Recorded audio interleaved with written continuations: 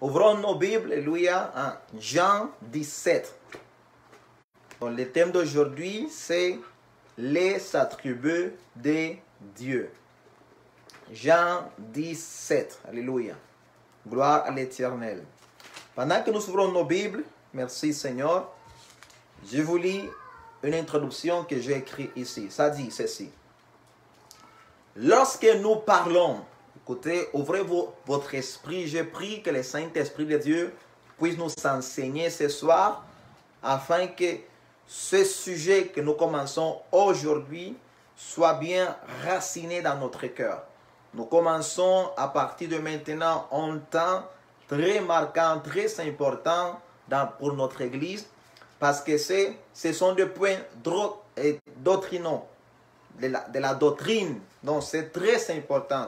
C'est-à-dire ce que je vais vous parler, ce sont des choses qui sont bibliques, qu'on a besoin vraiment pour pouvoir nous identifier vraiment comme des chrétiens, comme des enfants de Dieu véritable.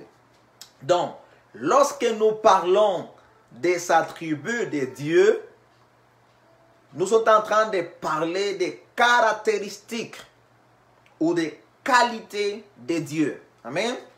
Donc, qu'est-ce que c'est un attribut de Dieu? C'est une caractéristique, alléluia, amen, ou une qualité de Dieu, alléluia. Ces choses nous aident à comprendre qui est Dieu, comment il est.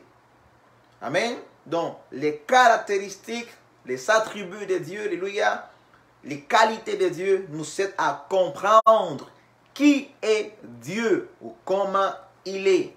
Alléluia. Personne parmi nous peut dire qu'il connaît totalement Dieu. Donc, personne parmi nous peut dire, moi je connais totalement Dieu, je sais qui est Dieu, comment il est. Personne parmi nous. Mais, Dieu, alléluia, il s'est chargé, donc Dieu s'est chargé de se révéler d'une manière assez suffisante, alléluia, pour que nous puissions le connaître. Comment il le fait? À travers sa parole. C'est-à-dire, même si nous-mêmes, nous ne connaissons pas totalement Dieu, Dieu a pris le temps de se révéler en nous. Amen. Dieu a pris le temps de nous faire connaître comment il est, qui il est. À Dieu soit la gloire. Alléluia.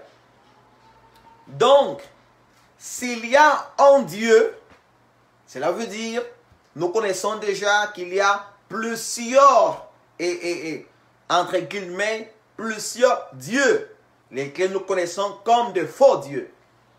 Donc, nous, en tant que chrétiens, nous devons faire attention. Parce que lorsque nous prenons quelque chose de la Bible et nous rejetons une autre chose, nous sommes en train de nous former nous-mêmes en Dieu.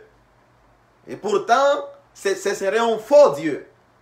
Parce que les dieux de la Bible, personne ne l'a vu, personne ne les connaît, mais lui-même s'est révélé à travers son Fils, notre Seigneur Jésus-Christ, à travers sa parole. Combien disent Amen? Alléluia. Gloire à Dieu. Donc, lisons Jean 17, verset 13. Jean 17, verset 13. Je lis au nom du Père, du Fils, du Saint-Esprit de Dieu. Jean 17, verset 13. Maintenant, alléluia, Dieu est bon. Maintenant, je vais vers toi. Alléluia. Je répète, maintenant, je vais vers toi.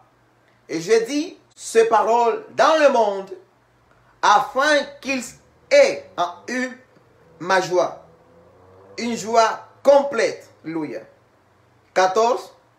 Je leur ai donné ta parole et le monde les a détestés. Pourquoi? Gloire à Dieu. Parce qu'ils ne sont pas du monde.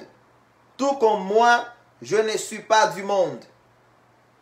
Je ne te demande pas de les retirer du monde, mais de les préserver du mal. Ils ne sont pas du monde comme moi, alléluia. Je ne suis pas du monde. Merci Seigneur. Consacre-les par ta vérité, ta parole et la vérité. Gloire à Dieu.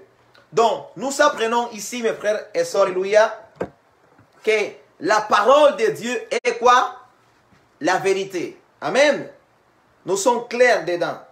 La parole de Dieu est la vérité. Donc, si la parole de Dieu est la vérité, alléluia, nous devons nous attacher à cette vérité. Combien disent Amen?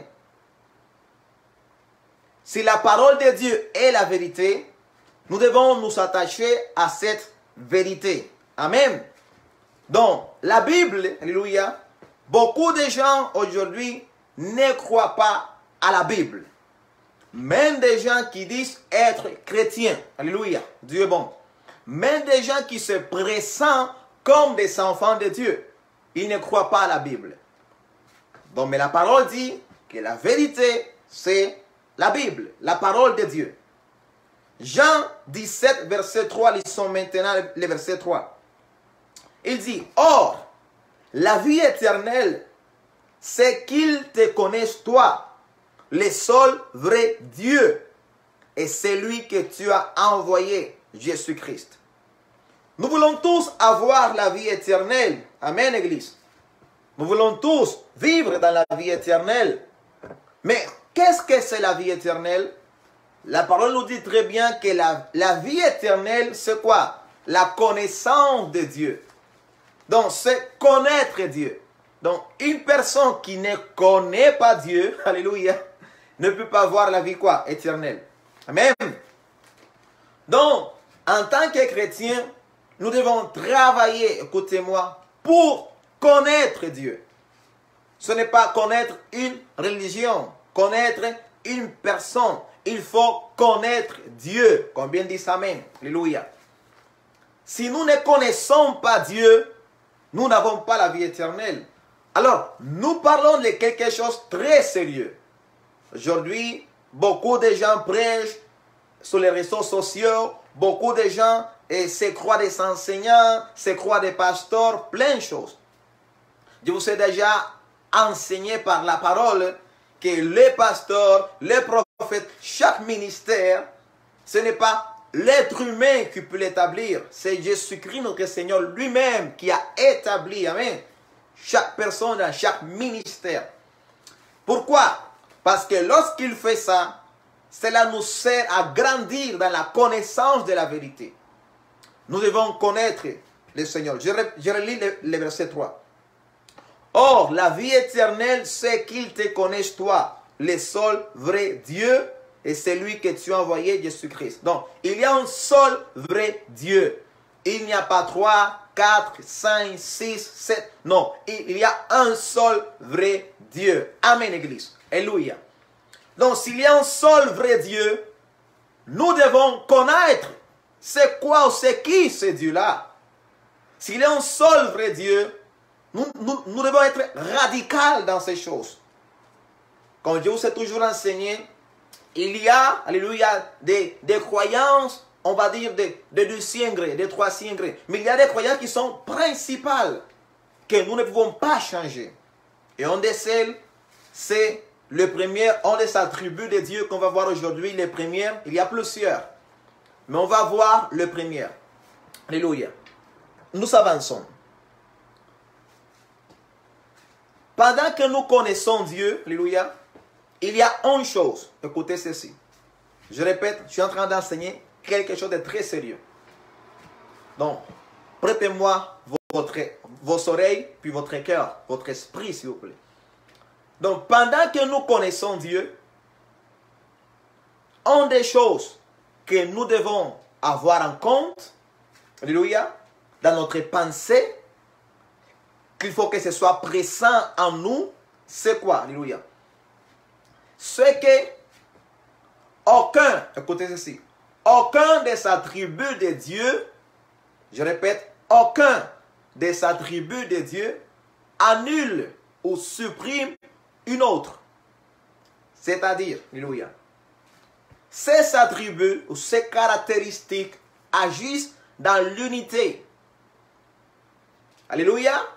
Elles se mêlent ensemble dans son parfaite harmonie. Dieu est bon.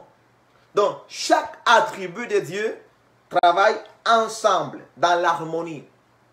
Aucun des attributs de Dieu va annuler une autre. Alléluia.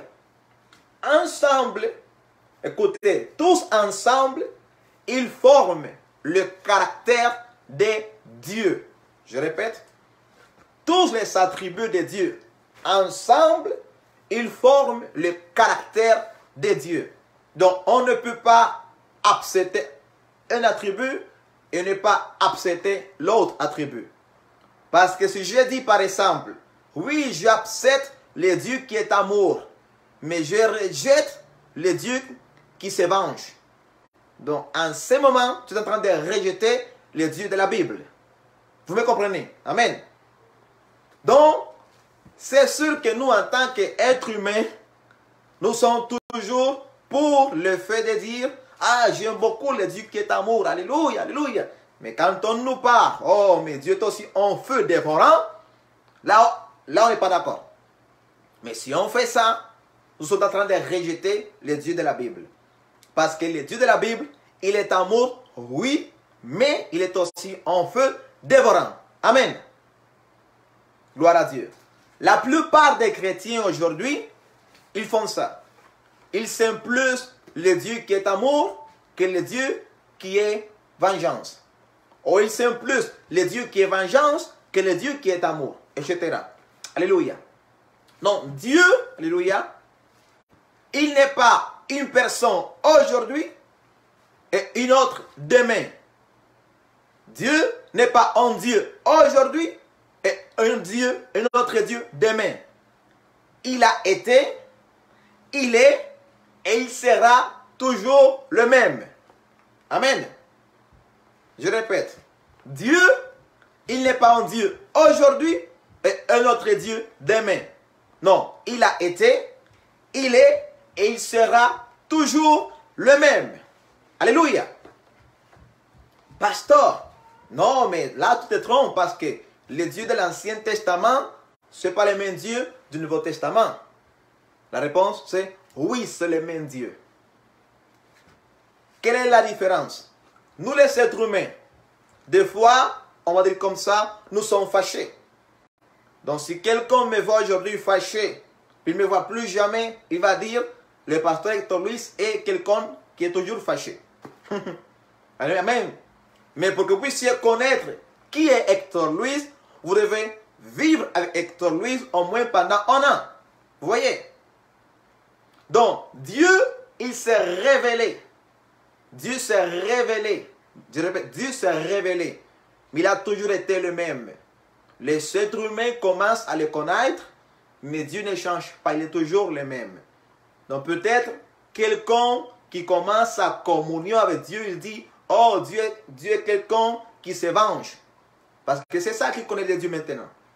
Mais après, il dit, ah non, Dieu aime aussi. Dieu pardonne aussi. Vous voyez? Donc, au fur et à mesure que nous avançons dans notre communion avec Dieu, nous les connaissons encore plus.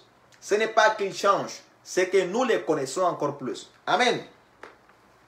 Donc, alléluia. C'est clair que Dieu ne change pas? C'est clair? Amen. C'est clair que Dieu est le même? Amen. Toujours. Alléluia. Puis c'est clair que les attributs de Dieu, on ne peut pas accepter une et mépriser l'autre. Ça c'est clair aussi? On doit tous les accepter. Amen. Alléluia. Donc, accepter les attributs de Dieu, ce serait aussi vivre alors, alléluia, vivre en sachant qui est Dieu. Alléluia. Donc, nous regardons, je vais vous donner quelques attributs de Dieu aujourd'hui. Ceux qui prennent note, ceux qui sont des fidèles disciples. Alléluia. Écrivez. Premier attribut, justice. Justice. Alléluia. Deuxième, amour. C'est-à-dire, Dieu est justice. Dieu est juste. Deuxième, amour. C'est-à-dire, Dieu est amour. Troisième, sainteté. sainteté, c'est-à-dire Dieu est saint. Quatrième, éternité, c'est-à-dire Dieu est éternel. Une autre, omnipotence, c'est-à-dire Dieu est tout-puissant. Omniscience, c'est-à-dire Dieu connaît tout. Omniprésent, c'est-à-dire Dieu est présent partout. Alléluia. Ça, ce sont quelques attributs. Alors, tous ces attributs, alléluia, nous devons les accepter. Parce que si on supprime un de ces attributs, donc, on n'est pas en train de croire au Dieu de la Bible. Amen. C'est clair? Je veux que ce soit très clair pour vous parce que ça, c'est très important, mes frères et sœurs. Donc, par exemple, on va commencer à étudier aujourd'hui un des attributs de Dieu, que c'est celui de la justice. Dieu est juste. Répète après moi. Dieu est juste. Alléluia. Gloire à Dieu. Dis à quelqu'un, Dieu est juste. Alléluia. Pasteur, mais Dieu est amour. Oui, mais Dieu est aussi juste. C'est-à-dire, tantôt je dis que les attributs de Dieu, on ne peut pas prendre une puis rejeter une autre. Non, non. Ils vont tous ensemble. Donc, comme il est Dieu, comment Dieu faire pour nous aimer, mais rester en même temps juste? C'est là qui rentre la croix de notre Seigneur Jésus-Christ. Mais ce n'est pas le thème aujourd'hui. Vous allez comprendre plus tard.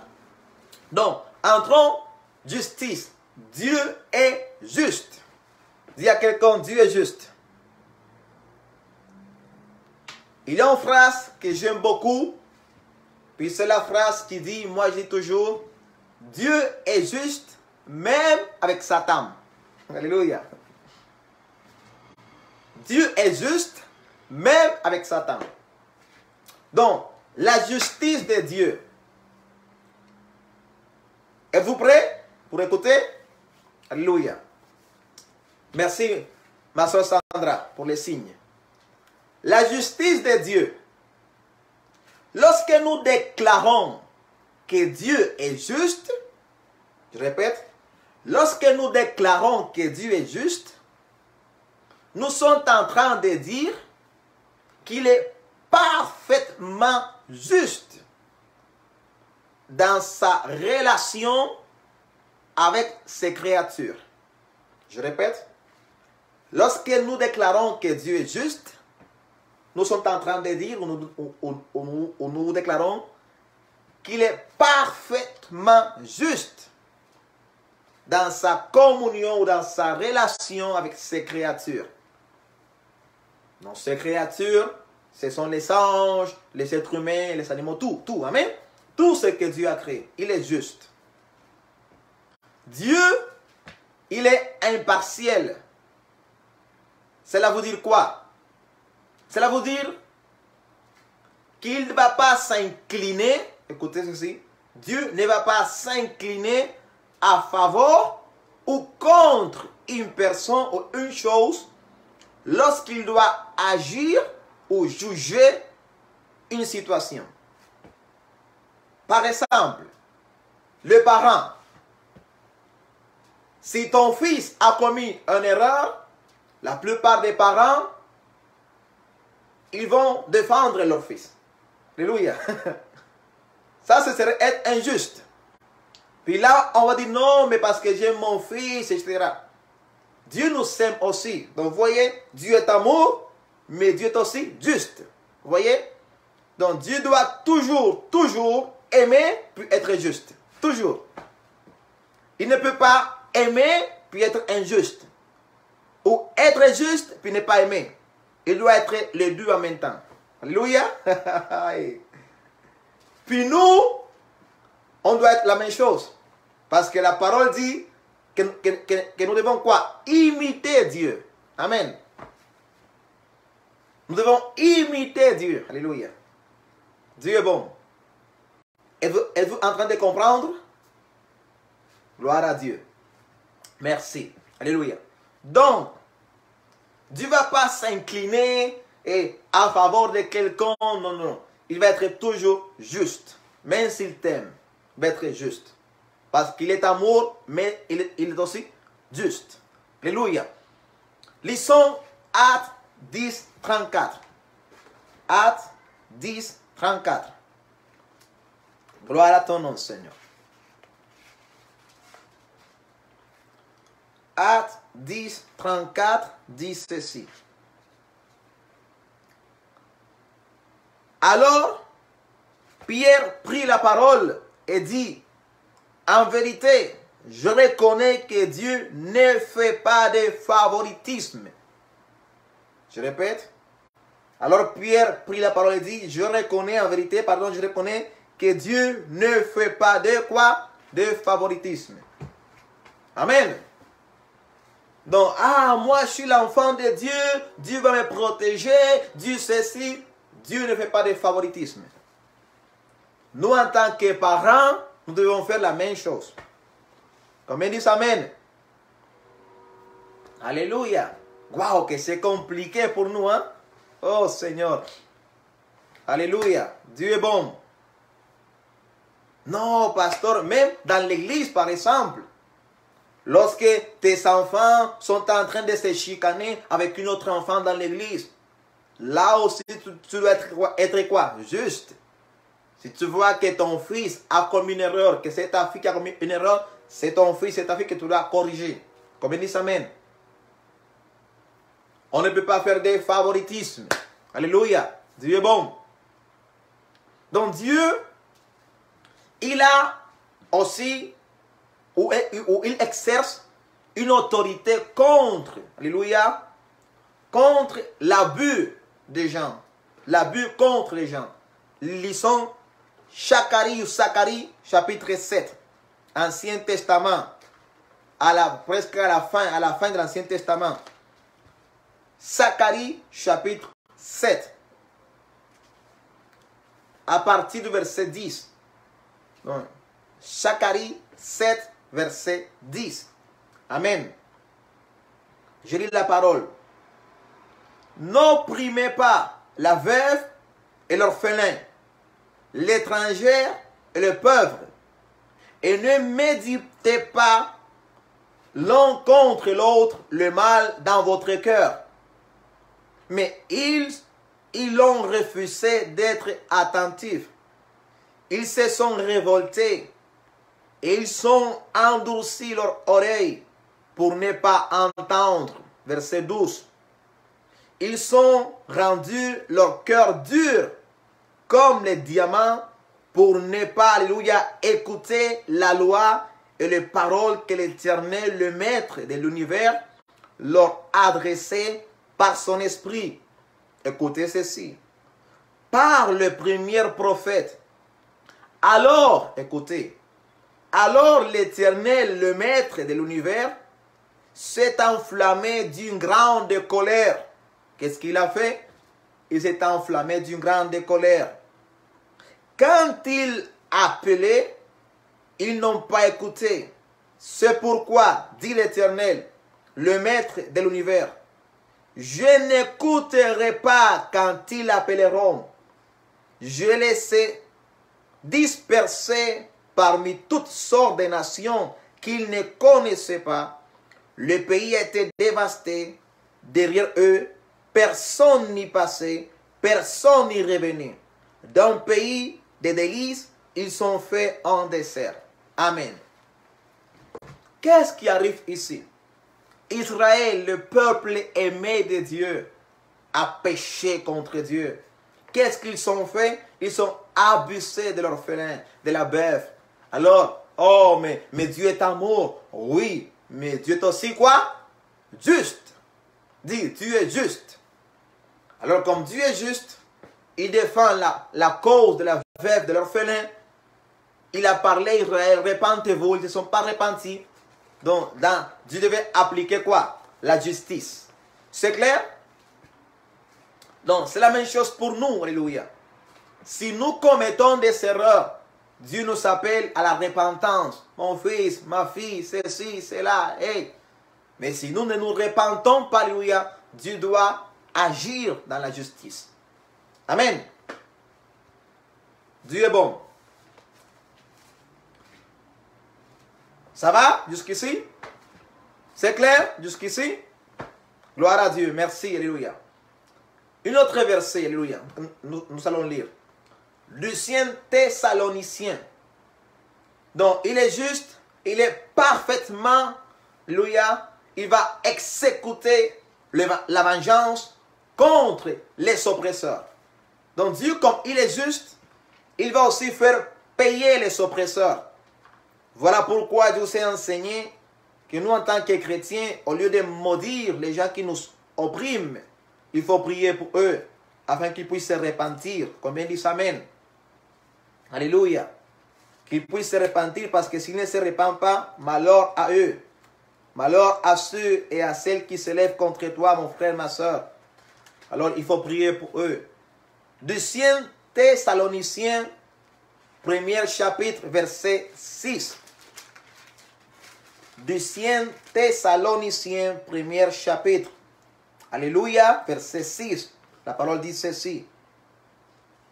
En effet, il est juste, écoutez, il est juste aux yeux de Dieu de rendre la souffrance à ceux qui vous font quoi? Souffrir. Alléluia. Qui fait ça? Satan. Non, Dieu. Pourquoi? Parce qu'il est juste. Alléluia. Dieu est bon. Donc tout n'est pas Satan. Des fois, c'est le même Dieu en train d'appliquer quoi? La justice. Amen. Alléluia. Celui qui vole, il doit payer pour ça. Celui qui tue, il doit payer pour ça. Celui qui ment, il doit payer pour ça. Combien dit Amen? Celui qui pratique la fornication, l'adultère, plein sortes de péchés, celui qui viole la loi, il doit payer pour ça. Alléluia. Est-ce que c'est clair? Donc Dieu applique aussi la justice. Pourquoi? Parce qu'il est juste. S'il n'appliquait pas la justice, il ne serait pas juste, il serait injuste. Et alors, il ne serait pas Dieu. Alléluia. Donc vous comprenez maintenant pourquoi Dieu doit appliquer la justice? S'il n'appliquait pas la justice, il serait injuste. Un autre verset qui nous montre, alléluia, que Dieu se venge. Romains 12. Romains chapitre 12. Donc cela nous sert à nous, en tant qu'enfants de Dieu, alléluia, pour deux raisons. Puis je pense que la première raison, c'est avoir la paix. En sachant que notre Dieu, alléluia, il va se venger pour nous. Amen. Et deuxième chose, alléluia, avoir aussi la paix en sachant que si nous marchons dans la parole de Dieu, aucun mal va nous arriver. Amen. Romains 12, verset 19, dit ceci. Romains 12, 19. Ne vous vengez pas. Ne vous vengez pas vous-même, bien-aimés, mais laissez agir la colère de Dieu. Car il est écrit, c'est à moi qu'appartient la vengeance. C'est moi qui donnerai à chacun ce qu'il mérite, dit le Seigneur. Amen. Dieu est bon. Donc ne vous vengez pas vous-même. Pourquoi? Parce que Dieu fera son travail. Pasteur, comment tu es convaincu qu'il fera son travail? Parce qu'il est juste. Alléluia. Imaginez-vous, Dieu est si juste que pour pouvoir accomplir sa justice, il a pris son fils, il l'a tué à la croix du Calvaire. Alléluia. Il a maltraité son fils à la croix du Calvaire. Ça, c'est pas Satan qui a fait ça, c'est Dieu lui-même. Lisez Ésaïe 53. C'est Dieu lui-même qui a pris son fils. Alléluia. Pourquoi? Parce que Dieu est en train d'appliquer sa justice contre le péché. Et comme Jésus-Christ est en train de charger nos fautes, nos péchés, nos erreurs, alors Jésus-Christ a payé pour nous. Voilà pourquoi à la croix du Calvaire, nous voyons, si vous voulez chercher un meilleur endroit où trouver la justice et l'amour de Dieu qui agissent ensemble, cet endroit c'est la croix. Parce que, pourquoi Dieu a fait ça? Par amour. Parce qu'il nous aimait. Mais comme il nous aimait, il voulait nous sauver. Mais comme il est juste, il ne pouvait pas simplement nous laisser aller comme ça. Il devait nous faire payer pour nos péchés. Alors, c'est pour cela que Jésus-Christ est entré en scène. Alléluia. Puis Jésus-Christ a dit, moi je vais payer pour eux. Donc, à la croix du Calvaire, Dieu a pris son Fils Jésus-Christ. Son Fils a souffert la croix pour nous. Son Fils, alléluia, a payé le prix de la justice de Dieu. Vous comprenez maintenant, alléluia. C'est pour cela que c'était nécessaire que Jésus-Christ meure. Parce que comme Dieu est juste, il ne pouvait pas seulement nous pardonner comme ça. Ok, je te pardonne, va-t'en. Non, non. Parce que la parole dit que le salaire du péché, c'est quoi? Criez-le, c'est la mort. Le salaire du péché, c'est la mort, mes frères et mes sœurs. Mais Jésus-Christ a payé pour nous le prix du salaire du péché. Alléluia. Oh, rendons gloire à Dieu pour notre Seigneur Jésus-Christ, pour l'agneau de Dieu qui enlève les péchés du monde. Alléluia. Alors, comment ne pas aimer Jésus-Christ? Comment ne pas respirer pour lui? Comment ne pas vivre pour lui? Si lui, alléluia, il est mort pour nous. Il est ressuscité le 3e jour afin de nous donner une vie nouvelle, en abondance, dans la sainteté, dans la pureté. Combien dit amen, alléluia. Il mérite notre vie. Il mérite que nous vivions pour lui. Pourquoi? Parce qu'il a pris notre place. Dieu nous aime, oui. Mais ce n'est pas juste parce qu'il nous aimait qu'il nous a pardonné. Il a pu nous pardonner parce qu'il a fait que son Fils paye pour nous. Alléluia. Vous voyez? Donc quand on dit le salut est gratuit, oui, pour nous c'est gratuit. Mais parce que Jésus-Christ a payé le prix. Alléluia. Pour toi, pour moi, c'est gratuit, mais lui, il a payé le prix. L'apôtre Pierre dit, il nous a rachetés, non avec de l'or aux pierres précieuses, mais avec son sang. Les salaires de la vie en abondance pour toi, les salaires de la paix pour toi, les salaires de la richesse pour toi, c'était le sang de Jésus-Christ. Son sang versé à la croix. C'était le salaire pour te donner une vie nouvelle. Et qu'est-ce qu'il attend de toi maintenant? Il veut que tu vis, que tu respires pour lui. Combien disent amen? Oh, dis Seigneur, aide-moi à respirer pour toi. Aide-moi à vivre pour toi. Aide-moi à marcher toujours dans ta parole, Seigneur. À ne pas me laisser, Seigneur, alléluia, intimider par Satan, par la souffrance du monde, mais à placer toujours ma confiance en toi. Combien disent amen, alléluia? Dieu est juste. Dis à quelqu'un, Dieu est juste. Il est juste. Alléluia. Donc Dieu est juste. Même pendant qu'il est en train de distribuer ses récompenses, il est juste. Hébreux 6, 10. Écoutez. Hébreux 6, 10. Alléluia. Mes frères, le fait que Dieu soit juste, c'est une grande bénédiction pour nous. Parce que imaginez-vous si les justes de la terre étaient injustes. Mon Dieu. Imaginez-vous si Dieu était injuste. Où serions-nous? Nous sommes bénis par le fait que Dieu soit juste. Alléluia. Mais ceux qui sont dans le péché dans le monde, malheur à eux s'ils ne se répandent pas.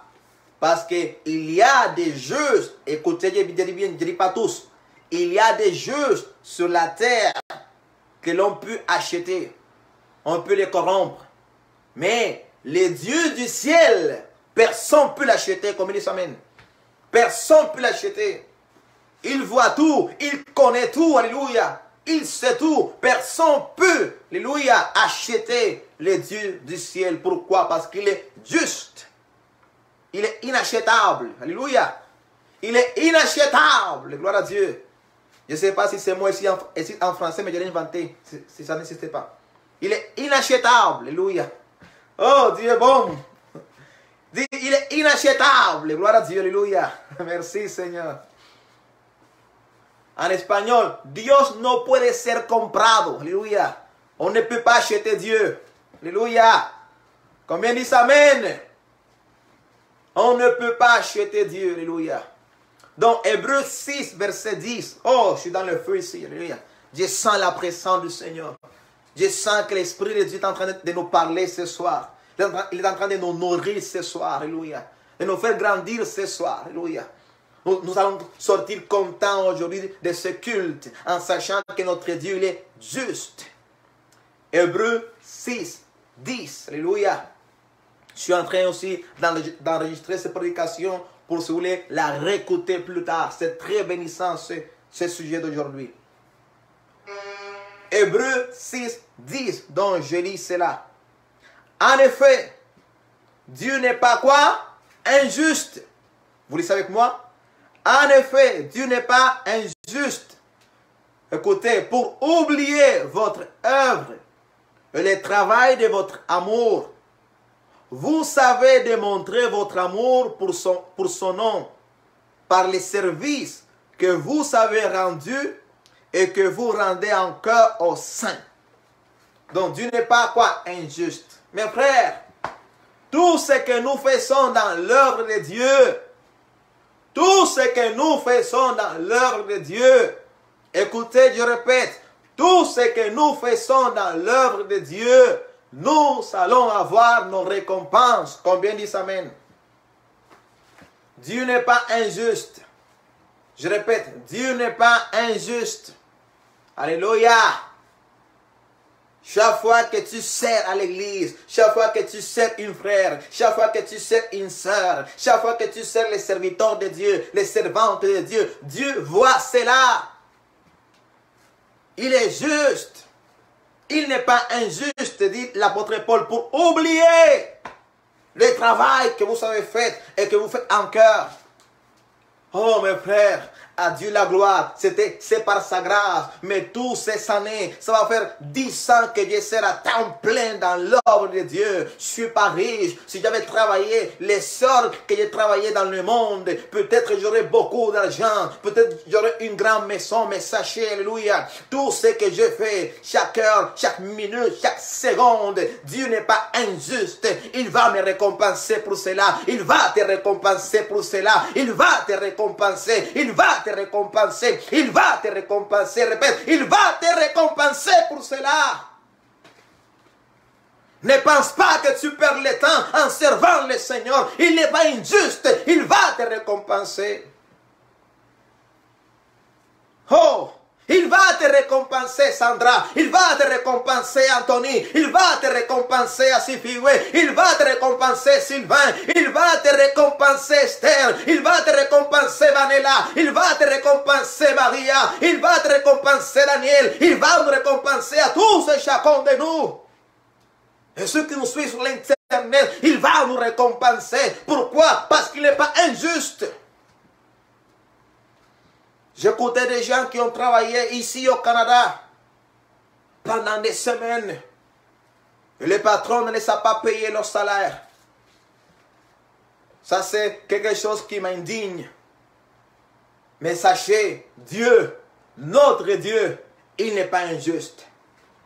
Il est quoi? Il est, déclare, juste. Dieu est juste.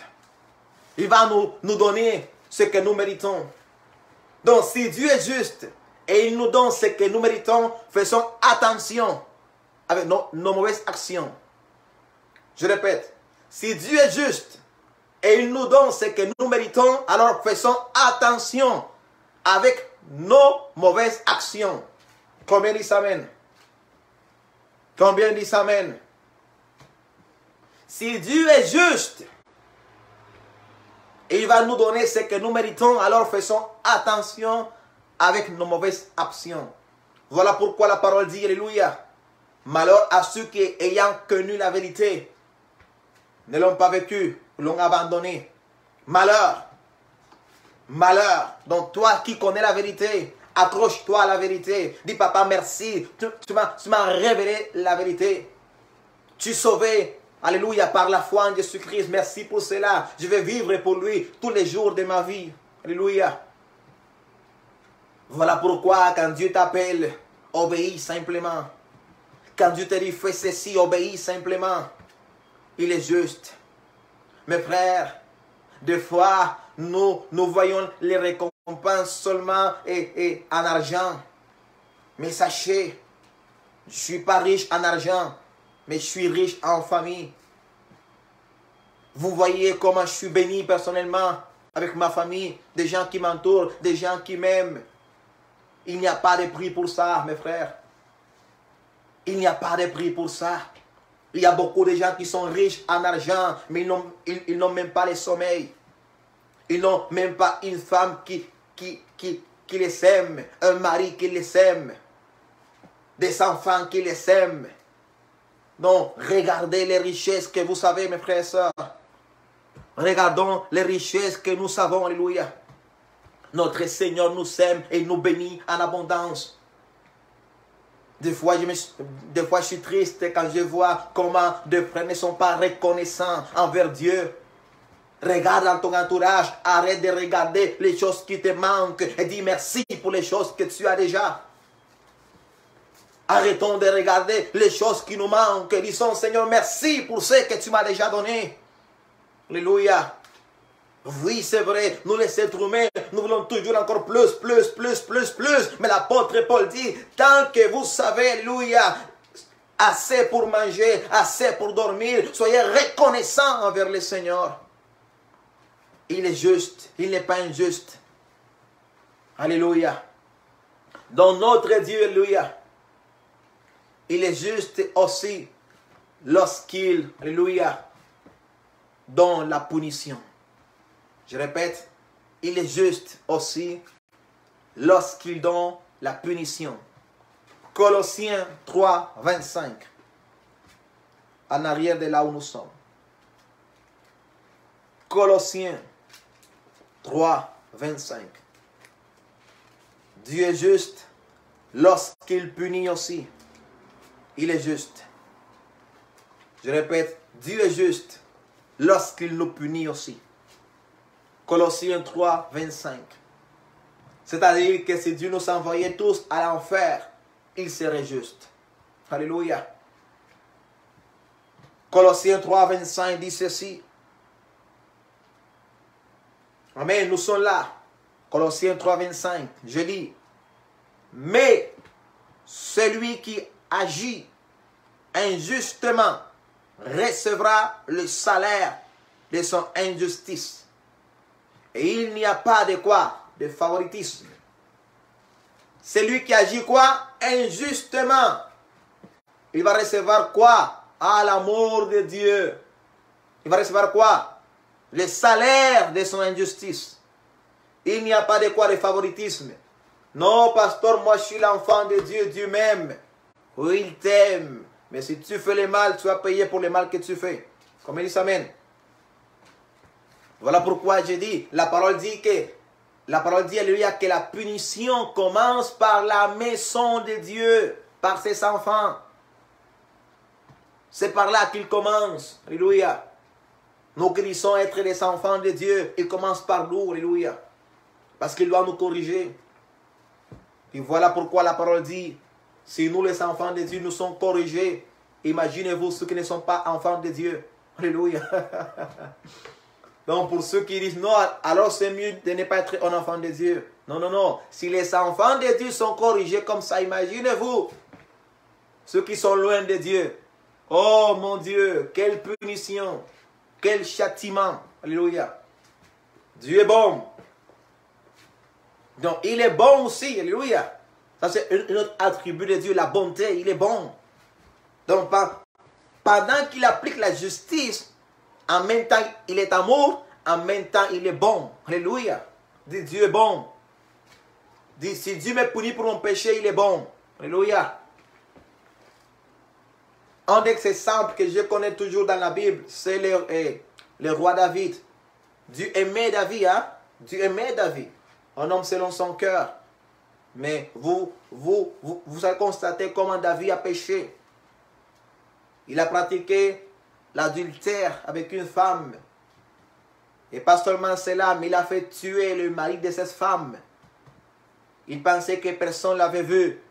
Mais comme le Dieu qui est juste, il voit tout. Écoutez, le Dieu qui est juste, il voit tout. Dis à ton voisin, sache, dis-lui, sache, le Dieu qui est juste, il voit tout. Le Dieu qui est juste, il voit tout. Alors qu'est-ce qui est arrivé à cet homme que Dieu aimait beaucoup, David, un homme selon son cœur? David, alléluia, se repentit. Cependant, Dieu, comme je dis toujours, il lui a pardonné pour le salut éternel. Mais Dieu a dit, mais l'épée ne s'éloignera pas de ta maison. Et vous connaissez l'histoire. Comment son propre fils s'est levé contre lui-même. Comment son propre fils a violé aussi sa fille. C'était terrible. La souffrance qu'elle a vue avec eux à cause de son infidélité, à cause de son péché, à cause de son grand erreur. Donc faisons attention. Un des sables que moi je donne toujours. Il y a des gens qui se sont repentis. Seigneur, pardonne-moi. Après avoir pratiqué l'adultère ou plein de choses, de péchés sexuels. Dieu les a pardonnés pour les saluts. Mais tristement, ils sont restés avec une maladie, alléluia, sexuelle. Une maladie, une sida ou plein de choses. Ils sont même morts de cela. Et mais ils sont chrétiens aujourd'hui, mais ils sont encore malades à cause de cela. Vous voyez, Dieu est quoi? Il est juste. Alors faisons attention, mes enfants. Faisons attention, mes frères. Faisons attention, mes sœurs. Dieu est juste.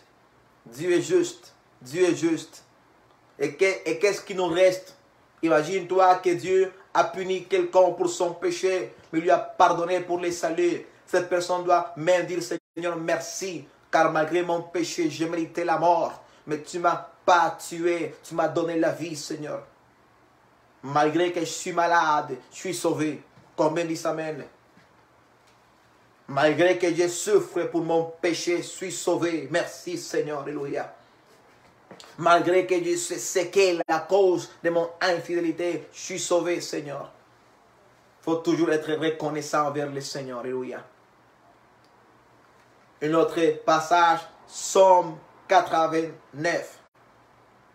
La justice, écoutez ceci, la justice et l'équité ou la vérité ou les droits, alléluia, qui travaillent toujours ensemble, sont les fondements, écoutez ceci, sont les fondements du trône de Dieu.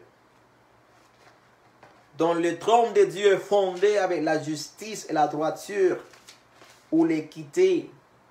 Psaume 89, verset 13 jusqu'au verset 16. La parole dit ceci, alléluia. Psaume 89, verset 13 jusqu'au verset 16. La parole dit ceci. Merci Seigneur. Tu as créé le nord et le sud, le Tabor et l'Hermon. Acclamant ton nom, ton bras est puissant, ta main forte, ta droite élevée. Écoutez, la main de Dieu est forte. Verset 15. La justice et le droit, écoutez ceci, la justice et le droit forment la base de ton trône. Je répète cela. La justice et le droit forment la base de ton trône. La bonté et la vérité sont devant toi. Heureux, écoutez ceci, heureux qui? Le peuple qui sait t'acclamer. Il marche à ta lumière éternelle. Alléluia. Donc vous voyez, la justice et la droiture ou l'équité sont quoi? La base ou le fondement du trône de Dieu. Dieu siège sur son trône. À partir de son trône, Dieu juge la terre. Donc il le fait quoi? Dans la justice, dans la droiture. Donc ne pense jamais que Dieu va t'appuyer sur quelque chose qui selon sa parole n'est pas bon, qui va contre sa parole. Même si tu es son fils, même s'il t'aime, il va pas t'appuyer. Pourquoi? Parce qu'il t'aime, il est amour, mais il est aussi juste. Est-ce que c'est clair? Alléluia. Il est quelle heure? Il nous reste 20 minutes. Alléluia. Avez-vous des questions jusqu'ici? Vous avez des questions? C'est clair jusqu'ici? Parfait. Comme il y a des questions, alléluia, on va laisser jusqu'ici l'enseignement. Je vais répondre aux questions, gloire à Dieu. Donc, je vais dire bye à ceux qui sont sur l'Internet. Que Dieu vous bénisse en abondance. Alléluia. La prochaine.